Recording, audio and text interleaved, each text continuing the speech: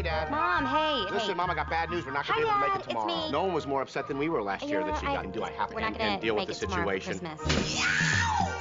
Every year, Brad and Kate spend the holidays avoiding their families. No flights are coming in and no flights are going out. This isn't happening. Do you have a sister airline? No, I'm sorry. How about a cousin airline? No, we don't. How about like an airline that your airline's felt up before? But this year, Where are you headed for the holidays? they'll be forced to celebrate Hi, Mom. It's my dad. They just saw us on the news. with all of them. Okay, he's gonna give you a big hug when he sees you, Mom. I'm not hugging anybody. He's very excited about the hug. From New Line Cinema, We just got to get through these 4 Christmases as quickly and as painlessly as possible. Merry Christmas, Mom. Hey, Dad. Good to see you, Mom. Merry Christmas, Dad. Kate, these are my brothers, Denver and Dallas. You must be Orlando's girl. Orlando? We're all named after the cities that we were conceived in. That's disgusting. Oh, my God. 4 families, Bradley, I'm not trying to be your father. I'm hoping for a chance to be your friend. Well, you were my friend. You were my best friend. But now you're sleeping with my mom, and it's a little bit weird for me. one day. That's you? Mom, did you put that on the mantle? I love that photo. You look huge. I ate my feelings, Brad. She must have had a lot of bad feelings. I just got it, Justin. Pull the damn thing.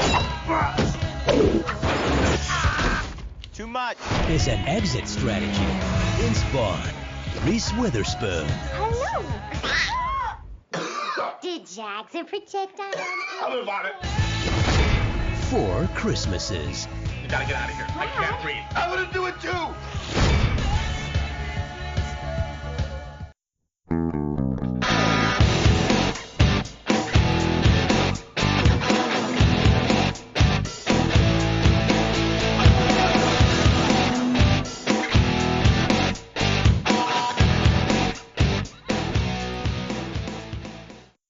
Welcome to They Call This a Movie, testing the strength of friendships one terrible movie at a time. Subscribe to the podcast on iTunes and other podcast services by searching They Call This a Movie. We are part of the Main Damie Network, and to find more from us, check out the website at themaindamie.com or on Twitter, Facebook, and Instagram at The Main Damie. We're also now a proud member of Geek Vibes Nation. You can find them at gvnation.com. Welcome back to They Call This a Movie. This is Anthony Delvecchio, and with me, as always, is Dan Aquino and Mark Meyer. Say hello, gentlemen. Hey guys, how's it going? Hello, I'm just so glad we're in my time of year for watching movies. Why is this your time of year? Like you guys love Halloween, I will watch Christmas movies. Okay, so this is your 31 yes. Days of Horror. 25 Days of Christmas. It's Mark's gig. Yeah, I probably won't watch as much as you guys do, just because I'm also preparing for a certain other thing for our podcast that's taking a little bit of my time. But I will actually have things to mention in the upcoming segment. Perfect. All right. So this is the first episode of December, so that means it's 25 Days of Christmas. We've got 4 weeks of nothing but Christmas movies. But before we get into that, guys, what have you been watching? I've watched a ton of movies lately, so I'm not going to give you too many, but I watched Dread, which I think is incredibly underrated, the Carl Urban movie Dread. Great film. I wish they would have done a sequel or a series on Netflix. Anything, please bring that back. I watched the first Teenage Mutant Ninja Turtles, still the best. Fellowship of the Ring. In December, I start to watch all the Lord of the Rings movies because they came out in December. So it's just a little tradition I do.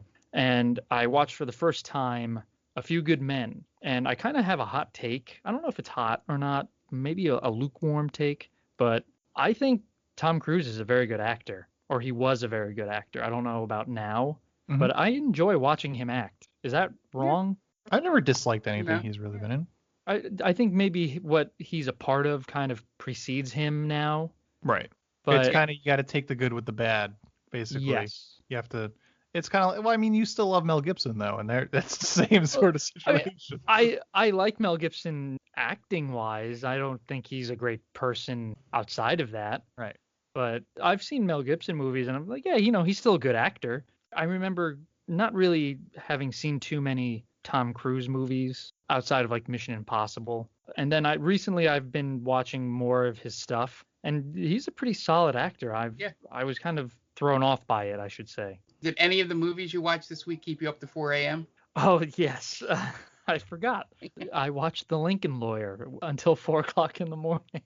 A whole lot of why comes with that. You know what? I think I was just like stopping to do other things. When did I watch it? I think I watched it Friday night.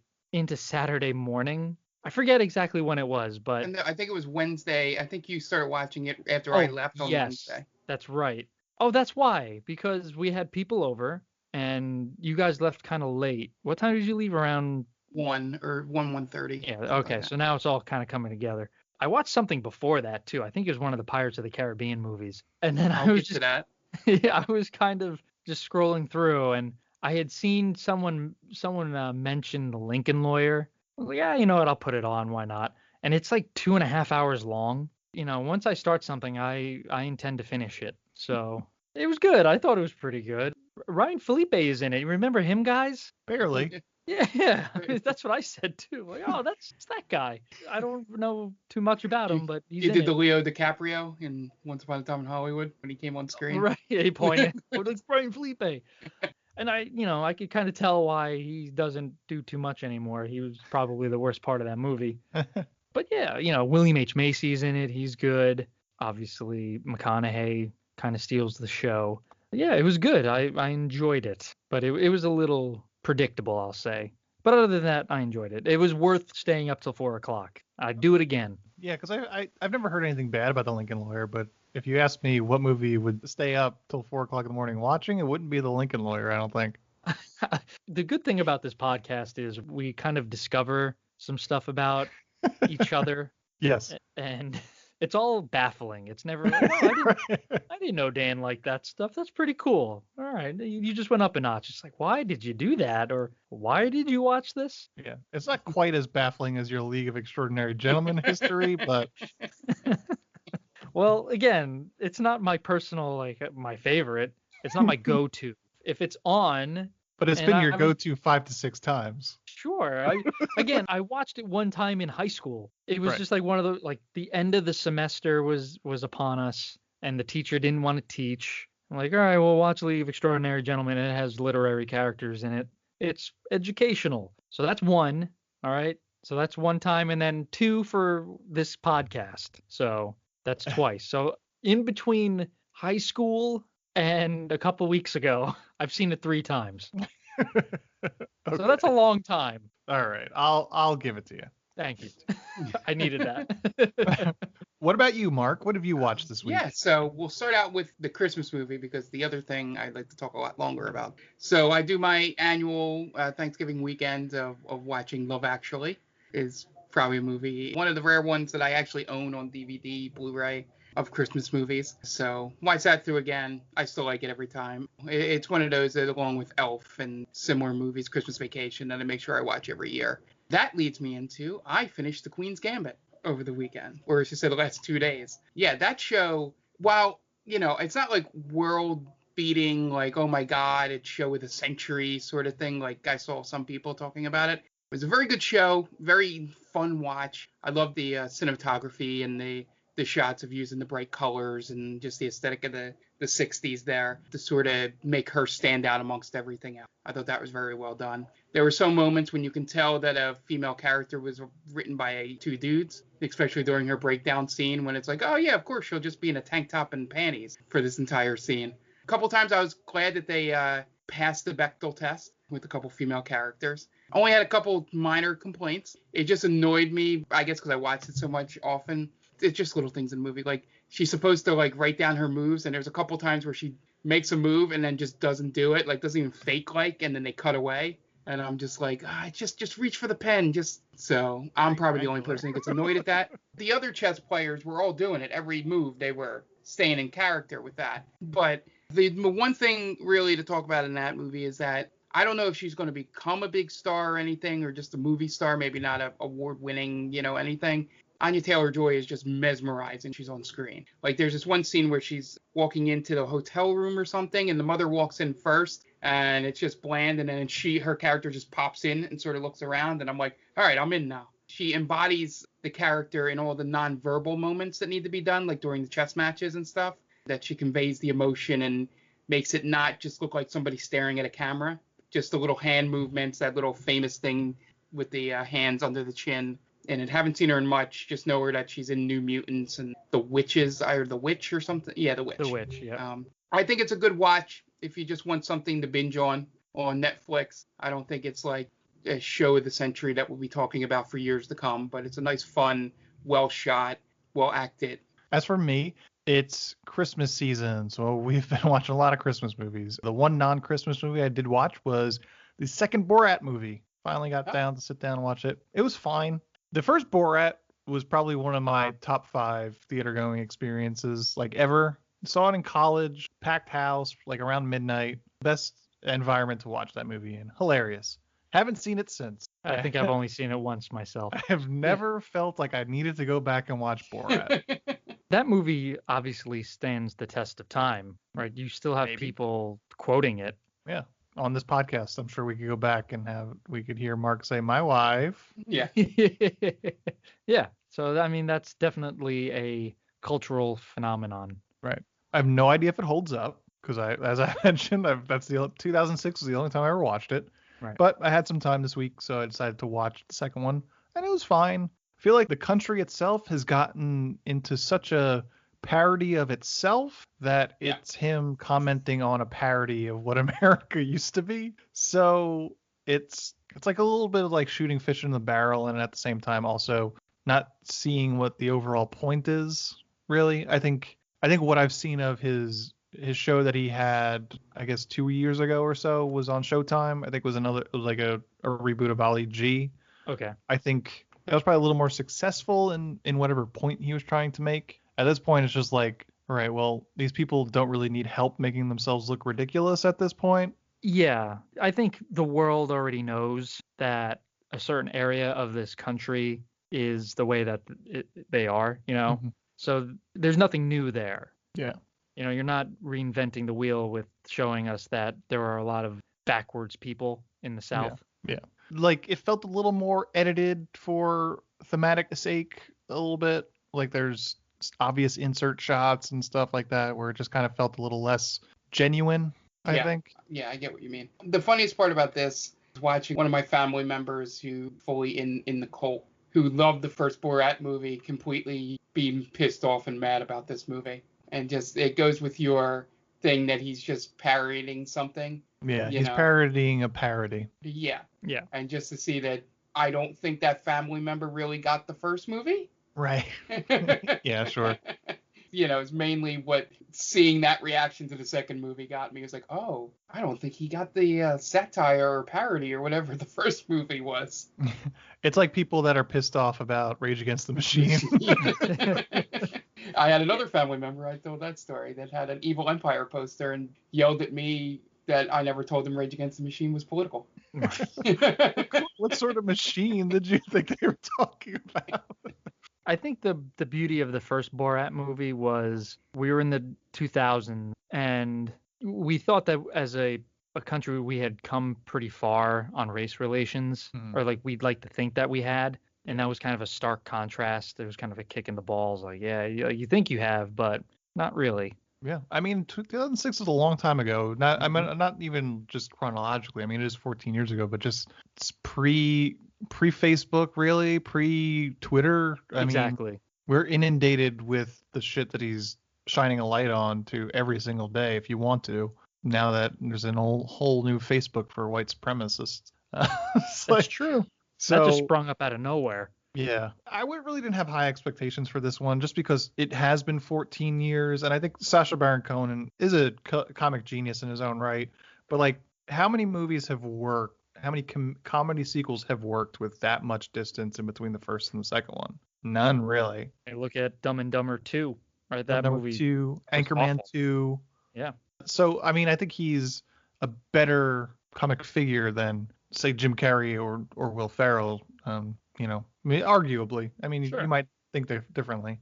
I have certain feelings towards Jim Carrey that we might get to later in this month. I'm excited for that. But yeah, I don't think it doesn't work. It just is unnecessary, really. It's touched upon already. Yeah, it's in a sea of sameness, really, more than anything. But yeah. And then I watched this movies. Well, yeah, so that's better. That's a little more jolly. So we watched our usual. We watched Home Alone. We watched Home Alone 2. We watched Santa Claus. We watched Christmas Chronicles 2, which was terrible. Besides Kurt Russell being Santa, that fits. I watched the first Christmas Chronicles with my father-in-law. Mm-hmm. Kurt Russell is like a really loud Santa. Yeah, Is he's he very like that in in your the face. second one? A little bit. Yeah, he's Yeah. just very in your face. Most Santa Claus historically are very, laid back and, just kind of like pushing the protagonist to do what needs to be done, just kind of giving that soft shove. But no, Kurt Russell, he's very loud, and he lets you know that he is Santa Claus. What else did we watch? We watched Klaus. We watched the Netflix animated feature Klaus. Really How was good. that? Oh, it's great. I'm a very big fan of Klaus. Okay. So if you haven't seen it, you have Netflix, check it out. Yep. It's really heartfelt and a touching story, and J.K. Simmons is Santa Claus in that one, so that's even a better. good one. Yeah. What are the chances that I cry? Ooh, there's a non-zero chance that you cry. A non-zero chance. Okay. Yeah. I'll have to report back to you on that. Yeah. I almost cut some onions watching it the first time. Okay. Yeah. Now I'm excited. I need a good cry this year. I haven't cried once. I need it. And that's it, really. I'm sure there's some others that I forgot about, but those were the most important ones that we needed to touch upon. But this week, as we mentioned, first week of 25 Days of Christmas, and this week was Dan's pick, and we got there. We got a movie. Took some tries, but we finally got there. So Dan, why don't you introduce this week's movie? Sure. So I wanted to choose Home Alone 3, but it's technically not a Christmas movie from what we discussed. I think it takes place either before or after Christmas. So we skipped on that. And we came to the agreement of 4 Christmases starring Vince Vaughn and Reese Witherspoon. Yep. Had you ever seen this before? I had not. I'd seen bits and pieces. I remember specifically Vince Vaughn's first family, the Robert Duvall, the father. Yeah. I think it played heavily in the trailer too. Yeah. If I remember correctly. And I mean, that scene was enough to tell me that I shouldn't watch this movie. I was like, okay, I've seen enough. What about you, Mark? Where are you coming from with 4 Christmases? I have not seen this movie. It's in that wheelhouse of Christmas movies. Like, it just felt like it was just that era of Vince Vaughn, that it was like, oh, it's just going to be dominated by him more than it'll be any kind of Christmas movie. So that's why I avoided it. And I was not wrong about this. Yeah. Yeah, so that's basically it. Apparently my sister loves this movie because I said, oh yeah, I'm watching for Christmas. She's like, oh, that movie's awesome. So I don't know why it has never come up in my family until I decided to watch it for this podcast. Gotcha. Yeah, so I've seen this once before. It was some other Christmas season when we actually still had cable. I think it was like on demand for free. We were like, oh, let's just put this on. It's free. And this is a weird decade for Christmas movies, this 2000-ish era. Movies got meaner, more mean-spirited, louder, obnoxious, just all those great words that you love to call a movie. Jingle All the Way, Fred Claus, this movie, Christmas with Deck the Cranks. Halls, Christmas with the Cranks. All those movies fall into that same, this is barely a Christmas movie. It's mean. Everybody's unlikable. There's probably going to be a character turn at the end that feels a little undeserved. And no one's going to come out of this movie happy. Well, that's Vince Vaughn's calling card. Yeah. Oh yeah, right? He's completely Vince Vaughn in this. He's doing that. He's doing that fast talk, sort of charismatic, but kind of an asshole sort of thing throughout the whole thing. So you remember how we would always talk about how there were 2 actors who, when you hired them, you were just getting that actor.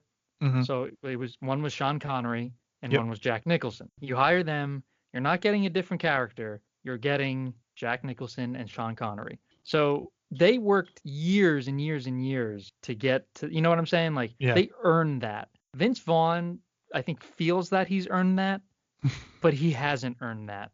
Yeah, absolutely. It's a weird, like I said, 2000s were a weird time, I think, in general, because, I mean, it's Wedding Crashers, it worked, right? And that was the same era. I don't know, maybe I haven't watched that movie in a while. Maybe it doesn't really work in that movie. We're just post 9/11.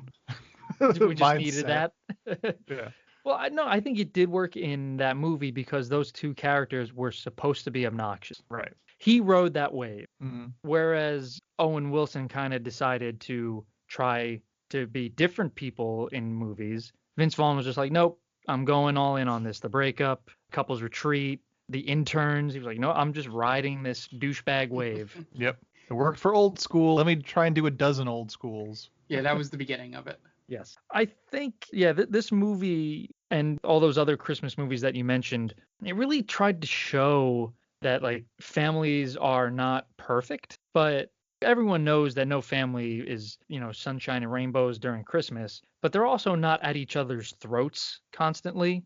Mm-hmm. I mean, not in my family, at least. So I guess like all of those movies, Christmas with the Cranks, this movie, Jingle All the Way, like everyone's at each other's throats in those movies, and like all the neighbors are shitty, or you go to the store and everyone's shitty. I'm generally, when I've gone to the store or I've gone looking for places, neighbors, everyone has been perfectly cordial to each other during Christmas. Yeah. Mm-hmm. So I don't know who this is aimed at. Yeah, this whole movie I felt was somebody came up with 4 different ideas for Christmas family movies and just decided to put it all in one movie. Like you could have made a movie out of each of these families, like a separate full movie. It would have been terrible and it would have been worth doing, but I just felt that the whole premise of the reason why they didn't want to have kids or get married or anything is because of their families. When I thought it might have been more like, hey, maybe we get how shitty it is to have a family like this. Maybe we could make a better family.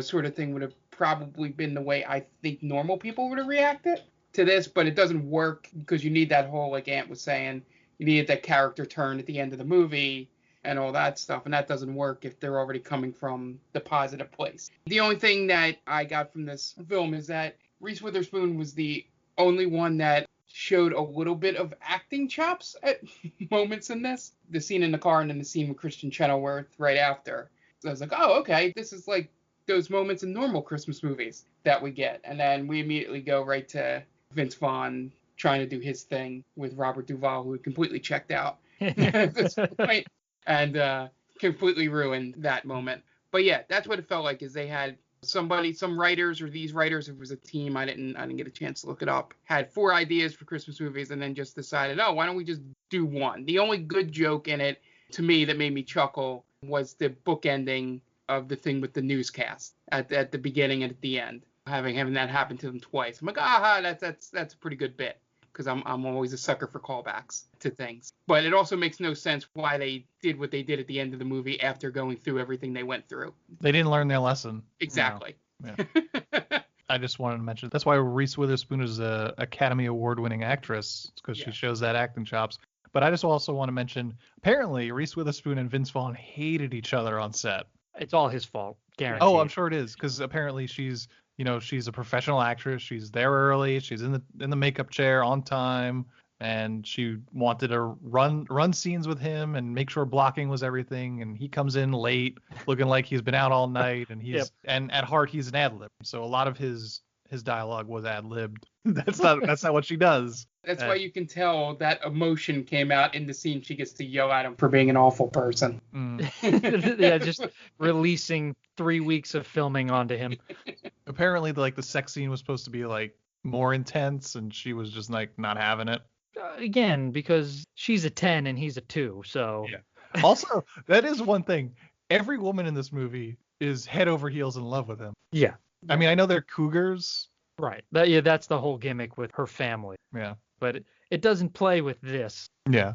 I'm trying to think of who would be better for the Vince Vaughn role for that. I would even say Jon Favreau. Oh, yes. Especially roided out Jon Favreau in this movie. Yeah, that makes way more sense. Those roles should have been reversed. Jon Favreau should have been the husband. Vince Vaughn should have been the douchey redneck brother. So Four Christmases from 2008. It's directed by Seth Gordon, who before this directed one movie, The King of Kong, A Fistful of Quarters. An excellent documentary if you haven't watched it before. That's a big jump. Yeah, it's crazy. But I guess Vince Vaughn loved the documentary and he wanted this guy to direct this movie. Then he went on to direct Horrible Bosses, Identity Thief, and Baywatch, as well as episodes of Parks and Rec, Community, The Office, and The Goldbergs. I mean, those are decent mid-level comedies of the past 15 years. Yeah. Not bad. The cast boasts 5 Oscar winners, all 4 parents and Reese Witherspoon. Speaking of which, stars Vince Vaughn, Reese Witherspoon, Robert Duvall, Mary Steenburgen, Sissy Spacek, Jon Voight, Jon Favreau, Dwight Yoakam, Tim McGraw, Kristen Chenoweth, and Katie Mixon. Has an IMDb score of 5.7 and a Rotten Tomato score of 25%. Budget, $80 million. That's a lot. But box office made $120 million, made its money back and then some. You got to pay for all those Oscar winners, man. Yeah. I'm sure that's a lot of it has to do with the cast just getting those paychecks. Yeah, Robert Duvall doesn't come cheap. You got probably Jon Favreau on the cheap, right? I would assume so. This is 2008, so this is pre Iron Man. So they probably shot this before Oh yeah. Iron Man came out, but after they shot it. Because this came out in November, and I think Iron Man probably came out in May. So yeah. They got a cheap one for that. And he, like I said, he looks jacked in this movie. To me, it's incredible that he was an actor. I mean, he's turned out so many good movies as a director that you forget he started as, he was Vince Vaughn's like right-hand man in movies for the most part. Swingers. Yeah. Yeah. I'm also trying to figure out the timeline too, because I was trying to think back to Iron Man and what he looked like in Iron Man. I think he was always stocky. He's a stocky guy. Yeah. But now I think he's just gone on the bigger scale. Right. Yeah, I wasn't sure if he was like as stocky, because like here maybe they got some padding, but he looks huge in the shredded sort of way. He's got the tap out gear on. Yeah. And yeah, he's a big guy in this. Yeah, and I guess you could afford all those Oscar winners when you hire 2 country singers to be in this movie. Hey, I will say the one thing: Dwight Yoakam is one of the more the better performances of this movie. Yes, I agree 100%. I thought they were gonna do more with him though, because then he just kind of falls into the backgrounds. I thought he was gonna be like super sleazy. So he just winds up at like the 4th dinner, and he's just there. So it's never like you think like he's just like starting flirting with all the girls and some of the parishioners. It's obvious that he's like fucking a lot of them or something like that. Maybe there was like a 2.5 hour cut where he was doing that. I was going to say, I think this movie was packed enough as is. Yeah. But I thought that was going to be a storyline where Mary Steenburgen was like in love with this guy, and this guy was obviously a sleaze bag. Okay. Yeah, that works for sure. It kind of skirts the Christmas theme, I guess. Yeah. There's not really a Christmas theme in this movie, though. There isn't. No. Right. It's just like our families are all shitty. That's the Christmas theme. Yeah. It could really be any holiday. Yeah. Yeah. You could definitely interchange Thanksgiving, Easter, New Year's. Yeah, New Year's for sure. I felt really bad for Sissy Spacek because her section was the worst section in the entire movie. Yeah, that was a rough one. I mean, this whole movie's pretty rough, though. Yeah. To be honest. Now, this movie, it kind of hit home a little bit, just a little bit for me, because as Mark had mentioned earlier, they were okay with not being married and not having kids, and I'm totally okay with that. I think that's awesome. And they both agreed on it. It wasn't just Vince Vaughn being the typical guy like me saying, I don't want kids because, they're expensive and blah, blah, blah. We just want to have fun. And she agrees with that, right? As it's shown early in the movie. So they're both okay with that. And then out of nowhere, she does a complete 180 and like, now I want kids, and springs it on him and gets angry at him that he reacts like, where is this coming from? And I get that, because if my wife and I had that kind of understanding, we're like, no, we're cool. We're going to be married. We're not going to have kids. We're just going to go wherever we want, do whatever we want, sleep till a normal hour. It's going to be great. And then one day she just springs it on me and then decides to get angry that I'm like, whoa, hold on. Where is this coming from? Yeah. So that's the only problem with this movie. Not the only. I agree with you, but she says, I understand we've had this agreement and I'm the one changing the rules now. So I understand if this isn't what you want anymore. I think she's more angry at him that he refuses to talk about it. Yes. Because he's acting like the asshole, like, let's go to Fiji. Let's just do that. Just trying to change the subject without actually having a conversation with the person. But again, if you're Kate, Reese Witherspoon's character, the first family you go to is his family, his father, and you see his brothers suck, his father sucks, his nephew sucks. There's a good chance that your kid's gonna suck, because Vince Vaughn, that's all he knows. That's how he was raised, by a shitty dad. I will also say that 2008 was a different time in terms of perspectives about adult couples that had no intentions of getting married or having kids. Yes. I think that it was more acceptable, or it was becoming more acceptable. Right, but it hadn't gotten there yet. Right. Now it's kind of like full blown. If you don't want to do it, good for you. Yeah, this movie does have a message of, well, you can never be complete as a family without having kids. There is definitely an underlying theme of that. It was like, yeah, sure, these two are selfish. They're just living for themselves, and that's the reason why they don't want kids. And then she starts seeing him with the kid, and she starts feeling those motherly feels, which is also probably a little dated. And this movie kind of turns that around because it's 2008. If it was 2020, 2018, maybe the message is different. Maybe they just get married because, I love you. Yeah. But we don't necessarily have to have kids. We'll get a dog. Yeah. But again, that's more of a now situation. If Four Christmases came out in 2019, maybe you have that. Exactly. I blame her 1000% because terrible timing. Terrible timing. You're running through the gauntlet of your family's just being overbearing. Vince Vaughn's character almost had his arm dislocated from his shoulder, right? He fell off the roof, and then all these other, he's getting hit on by older women. It's just, you're running the gauntlet here, right? Now is not the time to bring up having a child. You wait till after the holidays, man. You take your trip to Fiji, and then like, hey, listen, I think it's time to take the next step. That's when you don't do it when the guy's getting shit on. I will also say that she just witnessed him not know a damn thing about her too in a game of Taboo. Yeah, we're gonna get to that because I have a bone to pick with that scene. Yeah, we'll get to it, but we don't want to go all in right here. All right, so let's get into the plot. Dan, what do you got for us? Sure. So if you listen to us, you know that we like to advocate for our friend Tia and her Top 10 with Tia podcast. It is a weekly podcast where Tia and her friends get together and they discuss top 10 lists. So top 10 Christmas movies, top 10 actors, top 10 Star Wars moments. She does a whole bunch of different lists. They're all great. Her guests are great. Her friends are great. Go check it out. You can follow her on Twitter at TC_Stark. And yeah, I think that's it. Okay, and we're going to take a quick break, but before we do, we're going to listen to some messages from friends of the podcast. So we will be right back. Hey, this is Ken M. Padawan J. Coach Duffy. From the Ocho Duro Parlay Hour podcast. Every week, the ODPH is talking sports, movies, TV, comics, and more. It's always a parlay of topics on each episode. You can find the ODPH on Apple Podcasts, Google Podcasts, iHeartRadio, Spotify, Stitcher, Podbean, and wherever you find great podcasts, such as the one you're listening to right now.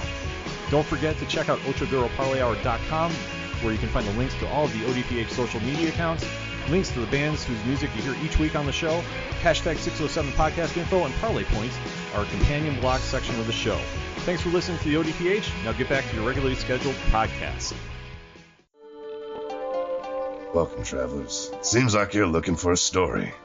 Well, I got one for you. It involves adventure, friendship, and all sorts of... Earl, why don't you tell him about that time I stole that big-ass melon? Yeah, I was going for more... Or you could tell him about the time I kicked her ass, Earl. I wouldn't ever tell him. Do I need to get my ref gear on? Okay, everyone, shut up. Now come with me as I tell you a story from afar. Hey everybody, my name's David. I'm the DM for From Afar Podcast. From Afar Podcast is all about four friends separated by distance, but brought together by adventure. Hope you all stop by and give us a listen. Thanks. And welcome back. And now it's time to get into the plot of Four Christmases. We open on a fancy bar circa 2000s where we got lots of chrome, lots of blue. And we have Reese Witherspoon looking like her Academy Award winning hot self sitting there minding her own business at a bar when Vince Vaughn comes in and ruins her quiet moment. He plays a dorky. She tells him off, basically telling him he's too nice for her. She wants a bad boy. So she goes to leave, and Vince Vaughn grows a pair of balls and calls her a bitch in the middle of the club. And then she reacts not the way you would think, so they fuck in the bathroom. And they go back to her place, and we find out that they're together, and this was some sort of weird role play situation for them. I was worried that this was going to open with like Vince Vaughn's character being someone that watched the pickup artist videos or read his book and proved that that's how you get the woman in this movie. So as bad as it was what it turned out to be, I was like, oh, okay, it wasn't that dumb. Like they weren't trying to make that statement in this movie. Right. I mean, that was the right time for it, though. Like right around, I hope they served beer in hell when things like that were popular. Yep, mystery. Yeah. Yes. We're glorifying these sociopaths in big fuzzy hats. What was the name of that TV show? It was like VH1. Oh, right? Yeah. It was basically like some Tommy Lee Jones looking guy trying to get nerds to pick up hot chicks. You mean Tommy Lee guy? Oh, yeah, not Tommy Lee Jones. He's not hot at all. Tommy Lee's much better looking than Tommy Lee Jones. I think it was just called The Pickup Artist. The Pickup Artist? Yeah. Starring Mystery. Yeah. Is that... Oh, that was the actual guy. Yeah. Yeah. Oh, that's awful. But so 2000. Yep. Kind of looked like Tommy Lee, a little bit of Chris Angel Mind Freak. He had the Jamiroquai hat. Yeah. He was a mystery, I guess. You didn't know what the hell he was doing. Yeah, he's Canadian, and he's got this little soul patch. Ugh, the worst. Immediately, if I'm on that show and I walk in and I see a guy with a soul patch, I'm like, this is bullshit. I'm not taking love advice from this guy. Now I'm going through a pickup artist Wikipedia rabbit hole. Yeah. So if you listeners out there have mystery on your bingo card for people mentioned on this podcast, feel free to check that off. I win. And then we cut to them. They are in some sort of dance class with a bunch of other couples. After the class, they talk with some of the other couples, and the other couples ask when they're getting married. And then Vince Vaughn does his whole fast talking thing where he awkwardly shits talk people to their face and makes them feel like shit, but charmingly, I suppose. We find out that Brad and Kate are not married and don't plan on getting married anytime soon. And then at some sort of office party, they basically have the same exact scene, but with people at work. So they tell Kevin from the office and Deputy Jones from Reno 911 that they're going to Fiji for Christmas. This is after Kevin and Deputy Jones complain about doing their happily married Christmases together. And they tell their family that they're going to do charity work, is what we find out Kate and Brad get out of going to Christmas. So cut to Christmas Day, and they're packing to go to Fiji, and his dad, I guess, calls, or his mom, I don't even remember. He says they're going to Burma. So they pack and they head to the airport, but they're actually going to Fiji because they're inoculating children or something like that.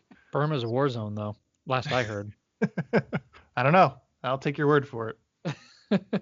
So they go to the airport, and we are in San Francisco. So the fog rolls in, and all flights get canceled. The ticket agent tells them that no flights are getting in or coming out. And then Vince Vaughn does that shit-talking thing again to the Dirt Bike Kid's own Peter Billingsley. Second movie. We could have said the Christmas Story.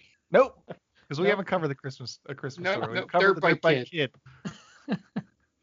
Who's also, he's a producer on this movie as well, because he produces all of Jon Favreau's things. He was also an elf. Yep, he's also an elf. He was a producer on Dinner for Five, Jon Favreau's show from IFC back in the 2000s. Remember that? Riding that Christmas Story money. And I think he's in Iron Man as well. He's one of the... He's in Iron Man. He's in Far From Home. Far From Home. That's right. He's one of the scientists at Stark Industry. Yes, he is. Riding those coattails. Good for him. Yeah. Seems like a nice guy. I would happily trade places with him. He was in the Dirt Bike Kid. Even better, right? Claim to fame, Dirt Bike Kid. Do you think he gets residuals for the 24-hour Christmas Story marathons? On a constant loop, him sitting back laughing at the TV. Yes. Yes. Give me $6 more. Yes. That's his. The guy from the Mets. Bobby Bonilla. Bobby Bonilla. That's his Bobby Bonilla day. So then a news reporter shows up and tries to interview them about their travel plans. And then Vince Vaughn freezes up and makes Reese Witherspoon do all the talking. And then suddenly, Kate gets a call from her mom, who saw her on the news. Brad gets a call from his dad saying the same thing. So then they commit to seeing both of their parents as they are divorced, hence the name of the movie, Four Christmases. First stop, it's Brad's dad's house, out in the California desert, where we meet Brad's dad, Robert Duvall, and his twin brothers, Denver and Dallas, which are played by a roided-up Jon Favreau and Tim McGraw for some reason. We find out that Brad's real name is Orlando, named after the place that he was conceived. And then I believe the woman is Denver's wife, right? Jon Favreau's wife. Jon Favreau's wife. I've randomly seen walking by the TV while living here is apparently on a show called American Housewife. Yes, she also played Kenny Powers' love interest in Eastbound and Down. Yep. Katie Mixon. That's what I know her best as. Yeah. So Denver's wife, Katie Mixon, comes in and offers some Ritz and spray cheese. So Brad cracks wise about it. So Denver gets Brad in an MMA arm lock, and Brad screams for an extended period of time before Denver basically humps Brad's head and then lets him go. Really annoying moment. Yes. Yeah. Well, but wait, there's more. The whole scene is super obnoxious. And again, this was the scene I had first saw. I'm like, I don't need any more of this. And if you thought that was all we're going to have from MMA, just wait. There's more. Lay it on us. Yeah. Ground and pound us. Kate and Brad go into a back room, and she gets mad at him for never telling her his real name, which that is a weird thing to never, that's like sort of like a funny story thing. It's like, oh, I have some, tell me a story. Tell me something I don't know. I'll tell you something. Yeah. Like, oh, my real name is Orlando. It's a funny story. It's where I was conceived, I can understand why someone would hide that. Not from someone that you're in a serious relationship with, though. Okay, I mean, but it's embarrassing. I would do it. You've never told Jen anything embarrassing in your life? Most of my life has been pretty embarrassing, so she would have found out by now. I mean, she already knows your nickname. That's true, yes. She knows the story behind your nickname too, right? Yeah, but I think that I didn't like proudly tell her, "Hey, want to hear my high school nickname?" I'm not saying he needs to proudly say his name was Orlando. It just never came up. That's possible. And he's not lying to her. He's just omitting the truth. I think it's a lie of omission. Yeah. Yeah, he's just, it never came up. I didn't see a reason to tell you. I don't know. I think it's weird. I think it's shady as fuck. He didn't have a dual identity. I don't know. I find it weird. Okay. Yeah. That's fine. If Lynn told me her name wasn't really Lynn, it was like Dolores, that's like super weird that you haven't told me that. But you wouldn't get angry, would you? I don't know if I'd get angry, and I don't think she gets super angry. I think she gets like kind of taken aback. Okay, so all right, so you wouldn't be furious. You would just be like, "Oh, no, I'm not gonna punch my fist through a wall about it." But I'm gonna Dolores, feel like, bam. Like that's super weird that you haven't told me yet that your name happens to be something that isn't Lynn. I don't know how I take it, to be honest. And in the scene, she also tells him that he needs to stand up to himself in front of his brothers. So they go out to the living room to open presents, and he tells his brothers to take it down a notch. I mean, he's a grown man. They can't be wrestling anymore. So his brothers beat him up again, and then Tim McGraw taps in his nephews, right? These aren't Tim McGraw. Yeah. Vince Vaughn's nephew. For some reason, during the opening of the present scene, it seemed like Tim McGraw was their dad because he's like sitting with them. I think it's one of each. Yeah, one of each, right? Because one of the presents the kid opens is the flashlight. Right. Okay. And that was Tim McGraw's kid. Kid. Yeah. Yeah, and then the other one shows up at Sissy Spacek's house later. Okay. Right. Yeah. I guess because the kid that has the flashlight, we never see him again after that, right? Yeah. No. It's just weird because Katie Mixon is the one that says, "Oh, he'll be back." So because that's not her kid, but well, maybe they live there. I don't know.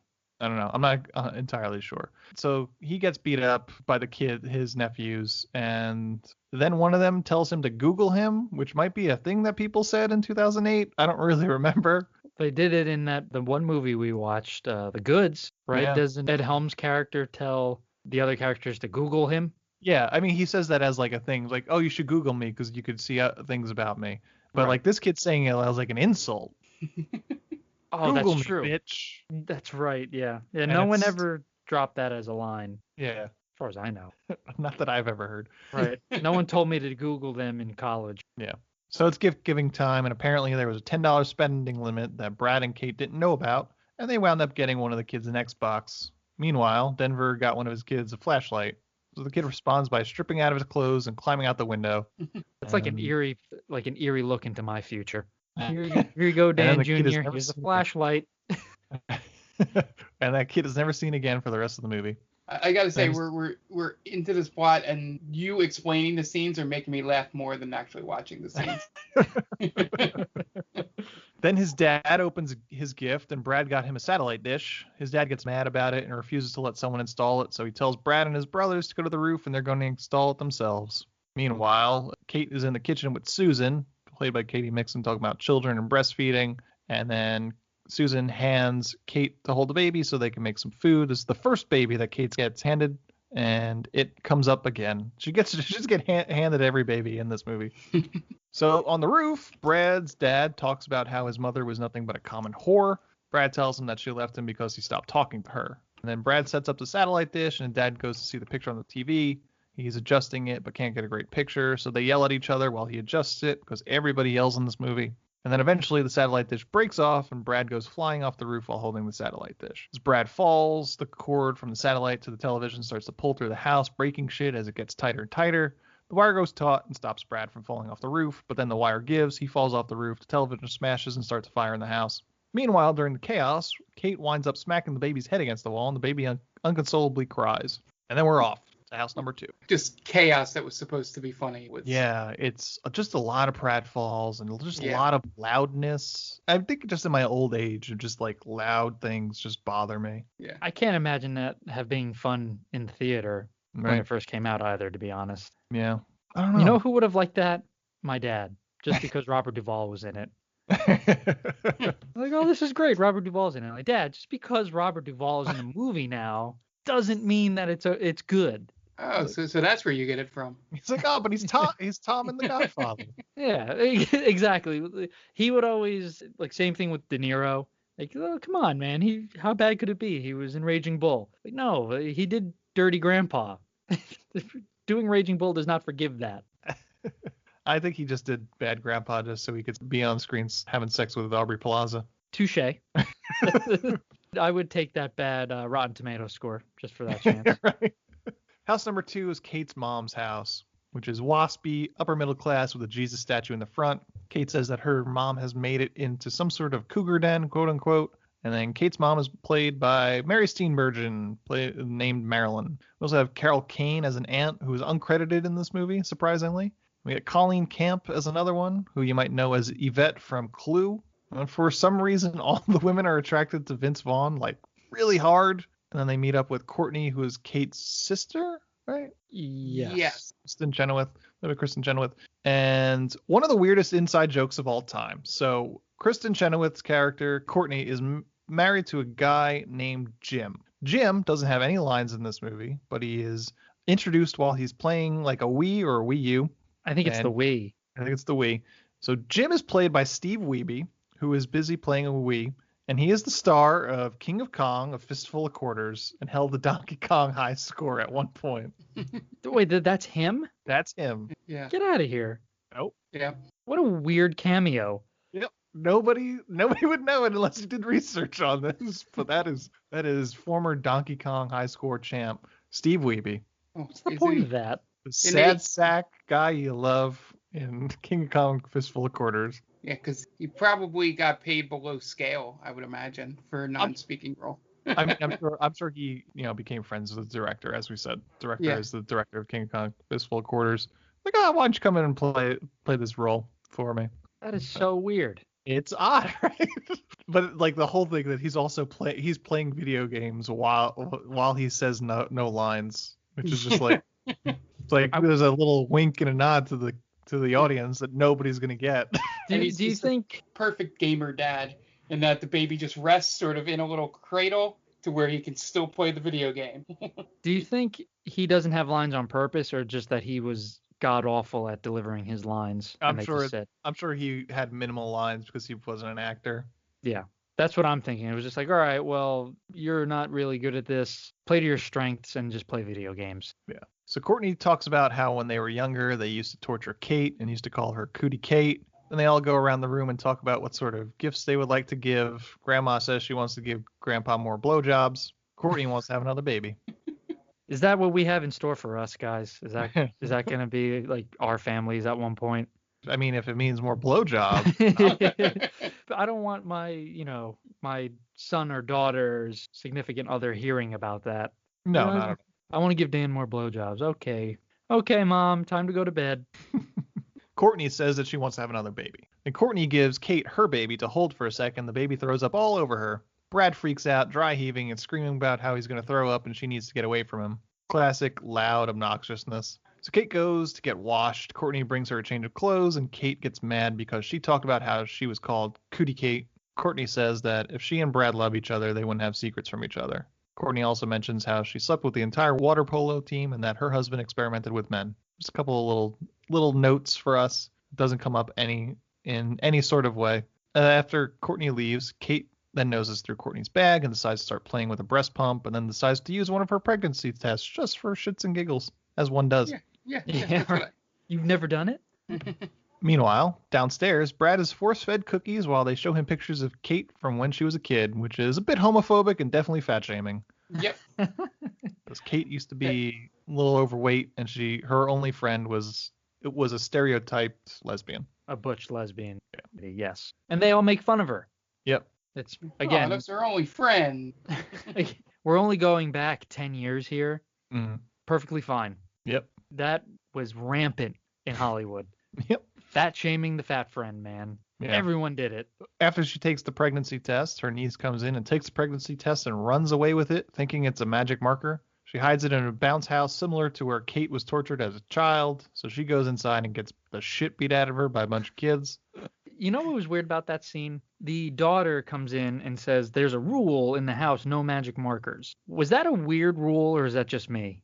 If it's a kid, I could see there being a rule of you're not allowed to play with magic markers because you're going to draw on all my shit and I'm not going to be able to get it out. Okay, so it is kind of just me then, because I heard that, and no one had ever told me no magic markers as a kid. But, all right, so I get where you're coming from. Maybe that kid is a piece of shit. And Yeah. clearly they're going to just scribble on the fine china or the walls. Mm-hmm. And we can't have that because everything here is like sacred to them. Yeah. But it's your aunt. She's smart enough to be able to hold a magic marker, Right. quote unquote. Yeah.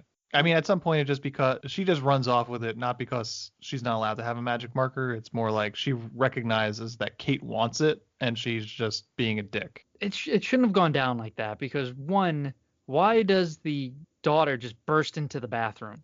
Good you know question. What I'm saying? It should have been like Kate just like loses track of it by accident. You know, something comes up and she's like rushing and she leaves it somewhere for the daughter to find.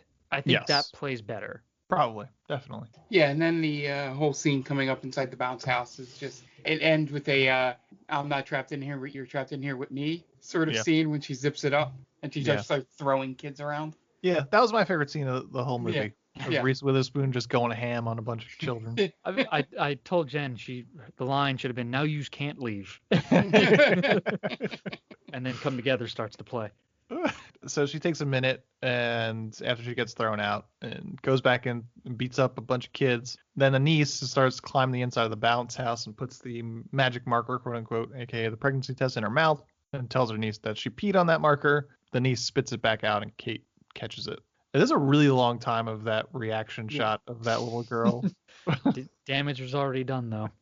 It's in your mouth. So Kate gets the pregnancy test back from her niece, and she reads it, and they hide the reveal from us of whether or not it was positive or negative. So Kate goes to talk to her mom, but her mom tells her that they'll have to wait because they're going to church now, and they can't be late. At church, Dwight Yoakam gives the best performance of the film as evangelical preacher Pastor Dan. The cut-in with that song, that was great. So Pastor Dan announces the congregation and mentions that they were supposed to have a couple of people to play Joseph and Mary in a play of the birth of Jesus, but they needed replacement volunteers. So Kate's mom volunteers Kate to play Mary, and then Kate volunteers Brad to play Joseph. So they go backstage. Someone hands Kate another baby who's playing Jesus, and she kind of likes this baby because he's cute, I guess. Kate's getting really into the baby and getting all those baby feels while Brad concentrates on his lines as Joseph. He's not paying attention to her or the baby. On stage, they perform The First Christmas, but Kate gets flustered when she can't find the swaddle cloth. So Brad starts to overperform and ad-lib as Kate gets nervous. And it turns out Brad had the swaddle cloth on his belt. So he upstages Kate and turns Joseph into the hero of The First Christmas. And the congregation eats it up. Yeah, they just make the Virgin Mary look like a piece of shit in this whole situation. Vince Vaughn overreacting? No way. And the congregation eats it up. Brad's really enjoying the spotlight. And then we move on to Christmas number 3. Oh, we're only at the third one. God damn it. This one happens pretty quickly, though. Yeah. This one, they kind of gloss over this one. But it's also a nightmare. So Christmas 3, Sissy Spacek plays Paula, Brad's mom. Paul is sleeping with Daryl, one of Brad's childhood friends, and we have a mini Swingers reunion as Patrick Van Horn, who plays Daryl, was also in Swingers. Played Sue. They play Taboo, and Dallas and his wife are there. Paula and Daryl can't help but talk sexually in front of Brad, and he freaks out about it, rightfully so. Understanding, yeah. Dallas and his wife completely dominate everybody else, while Dallas never drops his chicken wings. It's such a good stare from Jon Favreau as he's eating the chicken wings. Yeah. He's very intense in this movie. It works. Yeah. The whole thing where Dallas and the wife, they like dominate in Taboo, like, oh, because they know so much about each other. But it's like really stupid stuff. Like, what's this, like your screensaver and stuff like that doesn't necessarily mean you have a good relationship. If you look how they live, it's terrible. I think that speaks more than just, oh, I know certain things about you, in my opinion. Yeah, I don't know. We didn't get a full-length Dallas and his wife movie. Or Denver. Is this? I don't even remember. It doesn't matter. It doesn't matter. Jon Favreau. Yeah. Tim McGraw is barely in this movie, so they really could have just had one brother. Yeah, there's really no reason to have the brother, right? You just have Jon Favreau in it. They didn't want to pay Tim McGraw's rate for a second day on set. I guess. They could have paid 0 days for him on set. You're right. They could have saved money. They could have got another Oscar winner. So I will say that this movie was shot during the Writers Guild strike. So they were unable to make any changes to the script while they were on set. So maybe they wanted him out. I mean, this is probably the reason why it feels like a first draft. Yeah, that's true. That is something that lifts right out. Tim McGraw does not need to be in this movie. I mean, there's a lot of things that don't need to be in this movie, but the fact that I can't remember which one was Jon Favreau, Dallas or Denver, makes me feel like Tim McGraw didn't need to be here. He's Denver. Jon Favreau's Denver. Yeah. And then Brad and Kate basically torpedo their own relationship by being terrible at taboo. Specifically, Brad torpedoes their relationship by having a meltdown while he doesn't know anything about her. So Dan, you wanted to mention this moment. Yeah, I think just because you're not good at a game does not really indicate if your relationship is on the rocks or not. Because I've been with Jen for a long time. I'm sure, and I'm an idiot. All right, not because I'm with her, obviously, but just overall, I'm dumb. So if we're playing a game and I'm on the clock, I'm not going to get everything. Mm-hmm. So just because like either you know everything or you know nothing, that's not the litmus test for your relationship, in my opinion. It's really the day-to-day stuff. Mm-hmm. Again, like you saw how Reese Witherspoon and Vince Vaughn, they're dancing, they're going out together. Like obviously there's that connection there. And you see Denver and his wife are living in squalor with one kid, another on the way. So that's not great. Mm-hmm. But but they know each other's favorite color. Oh, great. Well, I would say one thing. I would say that most of them are, the clues that she gives him are a bit esoteric. If it was a different, it's my favorite movie, or it's my favorite type of food, this is what I'm allergic to.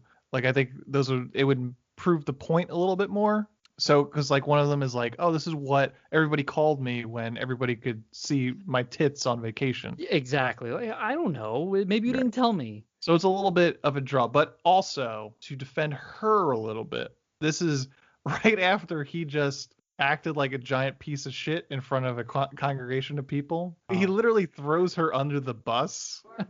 Yeah, that's a good point. In front of everybody. So I think it's painting a picture of he's so selfish. He's going to do that for his own personal satisfaction and ego in the middle of a church. Her mom's church, no less. Right. So people are obviously going to be talking about it. Yeah. And then he obviously doesn't know a thing about her. So is this relationship completely superficial in the fact that they just have a lot of money, have sexual chemistry, and both agree, at least for the time being, that they don't want to get married and they don't want to have kids. That's true. I think that does shine a little bit more. And again, I took it as, we know everything about each other, so our relationship is great. Well, maybe, but it just doesn't come off that way, and that shouldn't be the test for, or else then everyone who's married should have taboo. I mean, this is a sitcom staple. There's even an episode of Full House where like 3 couples go onto a newlywed game or something like that. Oh, that's right. I think Parks and Rec did that too. Yeah, so it's definitely a trope, and there's always one couple that you think would be terrible at it and they're great at it, and then the other couple that thinks that they know everything about each other doesn't know a thing about each other. So just also real quick, this has nothing to do with the movie. I'm looking on IMDb and there's a picture of Reese Witherspoon with Kristen Chenoweth, and Reese Witherspoon cannot look more anxious to get the fuck out of that picture. I love it. You're like, why am I? You think she just was miserable for like 4 months? I think so. I mean, if this picture has anything to do with that, then yes. When did she win the Oscar? It was like 2005-ish, right? Walk the Line? Walk the Line. Yeah, I was in college, so probably 04, 05. Yeah, and this was 3 years after. She was probably so miserable. 2005. How the mighty have fallen. Yeah, and she's just like, what am I doing here? Where is this in her career? Okay, so 2008. She's in a lot of bad movies though. I was gonna say, I think she was kind of like on the downswing, and now she's back up. Like her pendulum has kind of gone up again. She doesn't do a lot of movies though. It's interesting. She does like one movie a year, even in her like most busy. She's in Big Little Lies, which was supposed to be pretty big from what I've heard. Yeah, she's done a lot of TV in the past. So she did Big Little Lies. She also did Little Fires Everywhere. Mm-hmm. They should combine that, call it Big Little Fires Everywhere.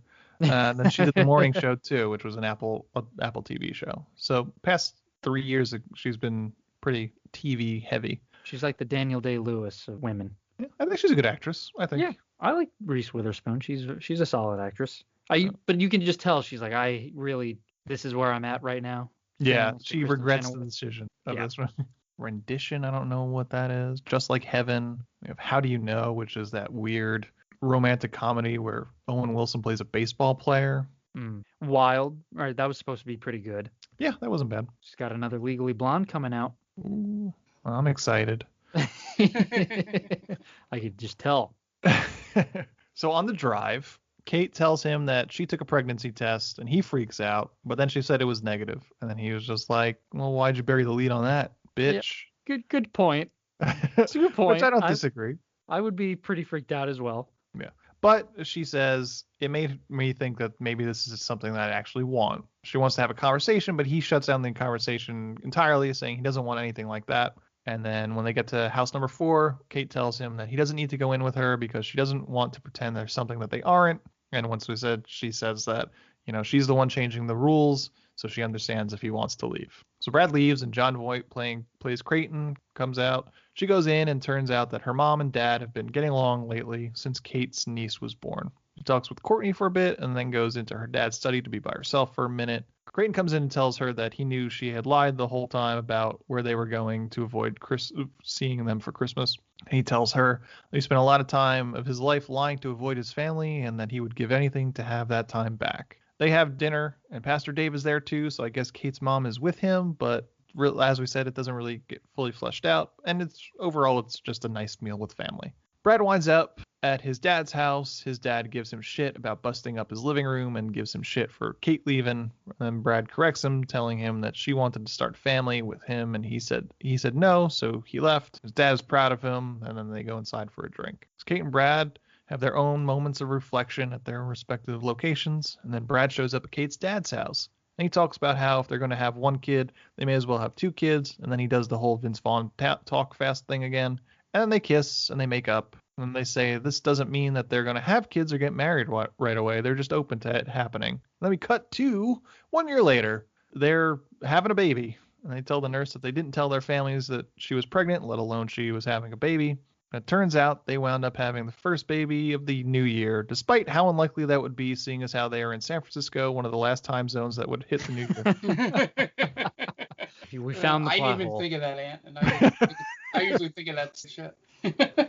So there's a news reporter that comes in and asks them how that feels, and Vince Vaughn freaks out again, and then Reese Witherspoon has to talk for him, and then the baby throws up all over Kate and Brad has another freak out about vomit.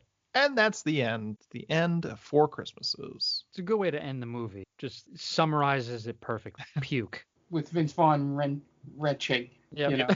Yeah, it mirrors what everyone in the theater was probably doing. Can't believe I saw this. Yeah. It's not fun. It's not even like cute. Yeah.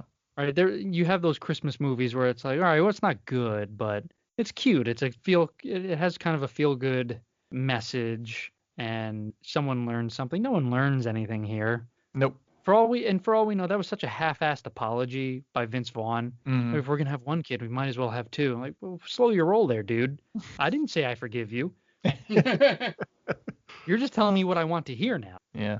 I get I'm a super hot blonde Reese Witherspoon, but right. Yeah, she should probably just, this was eye-opening for me. I'm going to probably, get season tickets to like the 49ers or something and bag me a 49er. Right. How many more years till Garoppolo comes out? Yeah, I did like the conversation Christian Chenoweth's character had where she was like, there's this dating site, so-and-so down the street, that conversation you immediately have with family. When that was still, but again, that was taboo. Yeah. Right? Yeah, because she God. scoffs about that, and who knew 5 years later, 4 years later, it's the norm. Everybody I talk about that with people sometimes. I don't know if that annoys Jen. I'm sure it does. But I was like, man, on one hand, I'm really happy that I missed out on the whole dating, like Tinder and all that, because women would just tear me apart. Like them sitting, at home like this fucking guy next. But then again, there's the part of you who's like, oh well, you want that gratification, that instant gratification, like, oh, they matched with me. So, but yeah, especially in the early 2000s or early to late 2000s, that was seen as like, if you're on there, you're a total loser. Yeah. It always I always talk about how it always seems like I was just like right in front of all the good technology for things like that. So like Facebook in high school would have been awesome, Yeah. And then Facebook came out like just as I was leaving college. And I was like, Tinder would have been awesome in college. Exactly. Yeah. As soon as I left college, it was pretty much, oh, check out this Tinder. Or I think as soon as I had left college, I think like Plenty of Fish and Match were still the only game in town. And Tinder didn't probably come out for a few more years after that. But yeah, right. I mean, that's a college kid's dream. Yeah. It's perfect for college. And then it's probably a nightmare after that. Yeah, exactly. I know someone who is on Bumble, and they would come up to me and they'll just be like, look at this guy.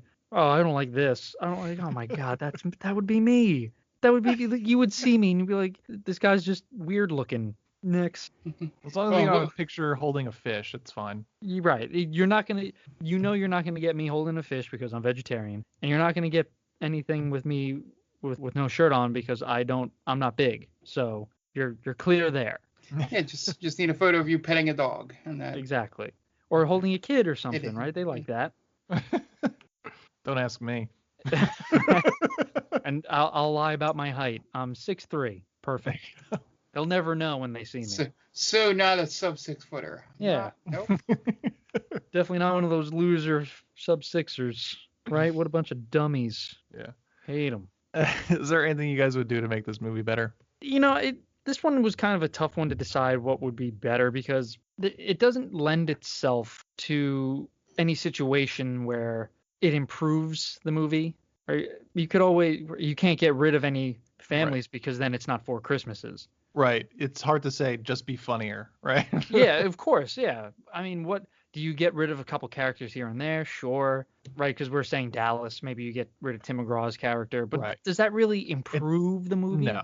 It makes it more efficient, but. Yeah. Right. The characters are so bland and kind of just there to collect their paycheck. Mm-hmm. You can't really say, oh, this character should have done this. Or maybe if Reese Witherspoon's character had done something different.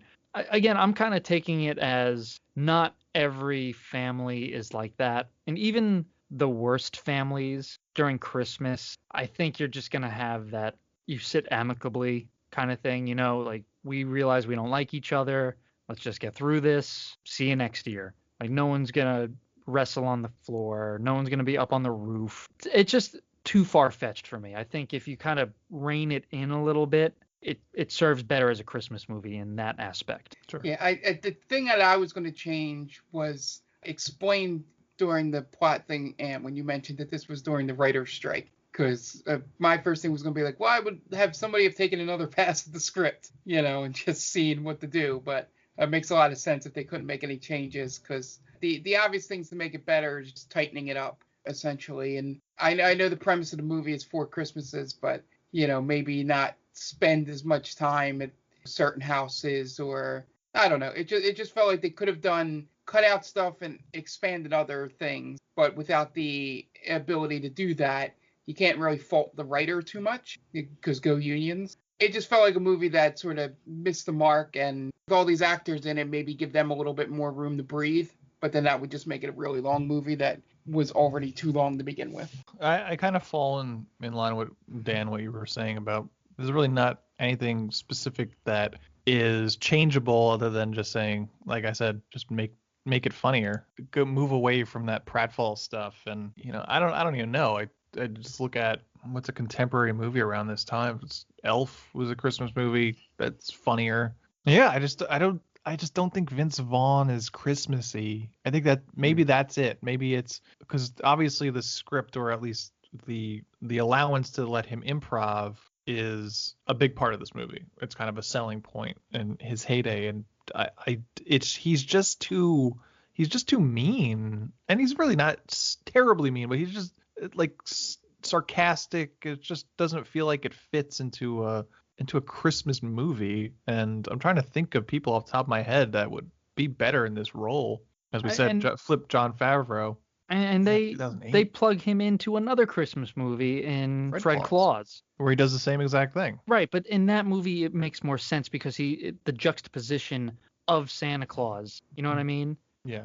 Because everyone in this movie is just shitty. Yeah. So you don't have the buffer of anyone being like the nice person there. With Fred Claus, like the whole point is for Fred to be an asshole because his brother is Santa Claus, the nicest person in the world. So that there it makes more sense. Here it's just, let's see how bad this is your family, right? Everyone kind of gets on each other's nerves. Like, nah, not really. Yeah. That's not everybody. I'm trying to look up right now. Celebs born in 1970, which is the year Vince Vaughn was born. So who would have been better? Matt Damon? What about Thomas Hayden Church? Sure. Ethan Hawke? Ethan Hawke would be a good pick. Yeah.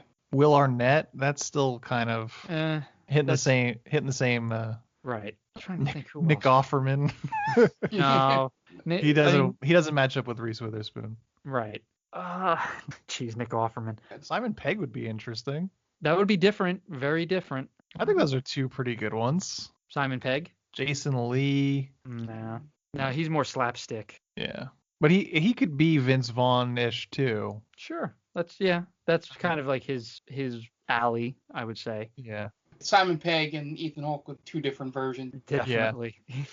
I might like to see those versions more than this version though. Exactly. Yeah. Yeah, a much more sincere Christmas movie with Ethan Hawke. Yeah. And a more comedic, I guess. I was going to say slapsticky, but maybe not, with Simon Pegg. Yeah.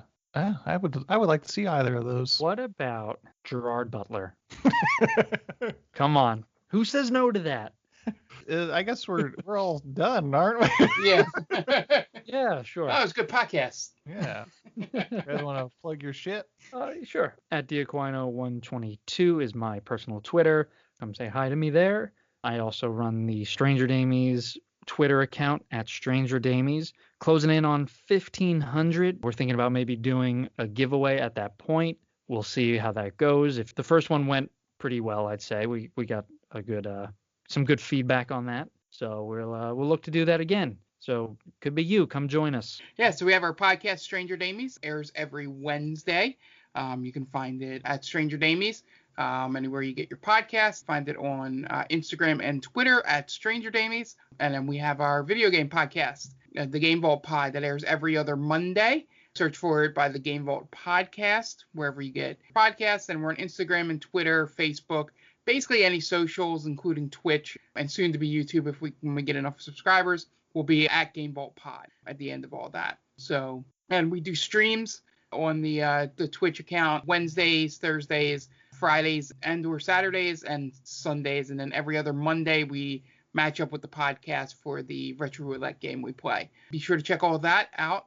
And the other important thing is, until the end of the year, we are doing Extra Life, raising money for the Children's Hospital of Philadelphia. You can donate at tinyurl.com/extralife, 5. And just any amount of money will help. You have until December 31st, 2020 to donate. So if for some reason you're listening after that, it is no longer available to do. But if you are listening around the time this airs, probably have another stream coming up in December to sort of like as a last push. So once again, it's tinyurl.com/extralife, 5. And yeah. Okay. And we are They Call This Movie. You can find us at theycallthismovie.podbean.com and wherever you get your podcast just by searching They Call This Movie. We are themaindamie.com, and you could find us at themaindamie.com or on all socials at The Main Damie. We're also a proud member of Geek Vibes Nation. You could find them at Geek Vibes Nation wherever you get your podcasts and on all socials. So they got a ton of great shows on there. Geek Vibes Live, Scene and Nerd, Us, Top 10 with Tia, Gutting the Sacred Cow, a whole bunch of great shows. If you're into geek stuff, there's surely a show for you. And that's going to wrap us up. I am at AntDelVec on Twitter. You can find me there. If you have some spare time, check us out on iTunes. Give us a 5-star rating and a review. It really helps out. If you have any questions, comments, you want to suggest a movie for us, just hit us up via email at themaindamie@gmail.com. And that's going to do it. The movie this week has been Four Christmases, and the director is Seth Gordon. So for Dan Aquino and Mark Myers, this is Anthony Delvecchio saying, Seth Gordon, you certainly made a movie, didn't you?